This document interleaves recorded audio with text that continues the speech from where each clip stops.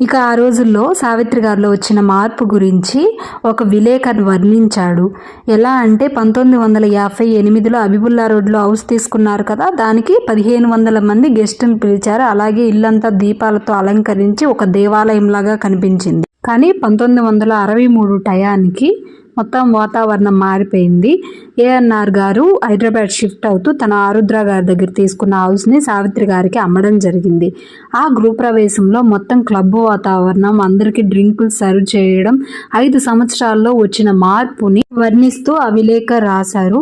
ఇక నెక్స్ట్ ఇయర్లో social drinking కాస్త పబ్లిక్ డ్రింకింగ్గా మారింది. ఇవేమీ జెమినీ గణేశన్ గారు కంట్రోల్ చేయకపోవడం, అలాగే అతనికి వేరే సంబంధాలు ఉన్నాయని కొంతమంది చెప్పడంతో అవి ఆ అనుమానం అనేది పెరుగుతూ వచ్చింది. నేను మోసపోతున్నానన్న భావన కలిగించి ఆమెకు ఇంకా దానివల్ల డ్రింకింగ్ ఎక్కువగా తాగడం, ఈ విషయాలు